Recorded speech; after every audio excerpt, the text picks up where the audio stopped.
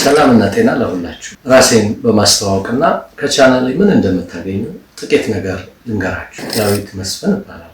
ክሊኒካል ሳይኮሎጂስት ነው። ባሳለፍኳቸው ዓመታት ከቀላል እስከ ከባድ የአእምሮ ህመም የገጠማቸውን ወገኖችን የመርዳት እንዲሁም ደግሞ ህጻናትና ወላጆች ከሚገጥሟቸው ተግዳሮቶችን እንዲያልፉ የማሰልጠንና የማማከር መልካም አጋጣሚ አግኝቻለሁ። ከሙያ ባሻገር ስነ ልቦና ለኔ ባለውለታዬና ትልቅ ትርጉም ያለው ሙያዬ ራሳችንን ለመረዳት ሀሳቦቻችንን፣ ስሜቶቻችንን፣ ባህሪዎቻችንንና ግንኙነቶቻችንን የበለጠ የተሟላና ትርጉም ያለው ህይወት ለመኖር ከሚያስችሉ መሳሪያዎች አንዱ እንደሆነ አምናለሁ።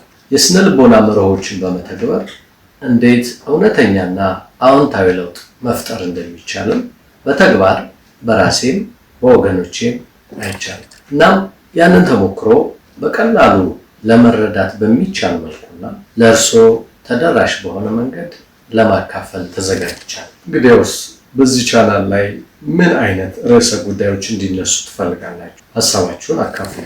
ከምንዳስሳቸው ሀሳቦች መካከል ስለ አእምሮ ህመም አይነትና ምንነት እንዲሁም የመፍትሄ ልምምዶች፣ ሀሳቦቻችን በስሜቶቻችን ላይ እንዴት አይነት ተጽዕኖ እንደሚያሳድሩ፣ የአስተሳሰብ ዝንባሌዎቻችን፣ የመግባባት ችሎታዎች እንዲሁም የግንኙነት ዘይቤዎችን መረዳት፣ ግጭቶችን መፍታት፣ በራስ መተማመንን መገንባት፣ ተነሳሽነትን ማግኘት፣ አስተውሎትን መለማመድ እንዲሁም የልጆችን እድገት መረዳት፣ ውጤታማ የወላጅነት ስልቶችንም እንመለከታለን። አንዳንድ የተለመዱ ስለ ስነ ልቦና በተሳሳተ መንገድ የሚነገሩ ሀሳቦችንም እናጠራለን። የማቀርብላቸው ዝግጅቶች የስነ ልቦና መርሆች ላይ በመመርኮዝ ግልጽ፣ ተግባራዊና በቀላል ቃላት የሚቀርብ የቻናል እርስዎ የሚማሩበት፣ ጥያቄዎችን የሚጠይቁበትና ተጨማሪ ኃይል ወይም ድጋፍ የሚያገኙበት ቦታ እንዲሆን እፈልጋለሁ። በአስደናቂው የስነ ልቦና ዓለም ውስጥ እንደ ቅርብ አማካሪ አድርገው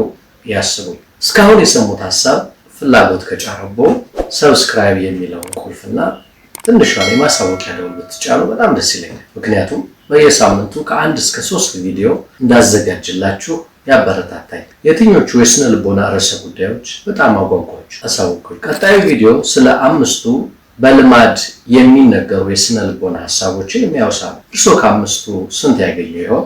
እስኪ ሞክሩ። ከሁላችሁ ጋር ለመተዋወቅ ዝግጁ ነኝ። ሰብስክራይብ በማድረግ እና ሀሳባችሁን በመጻፍ ራሳችሁን አስተዋውቁ። በሚቀጥለው ቪዲዮ እንገናኝ።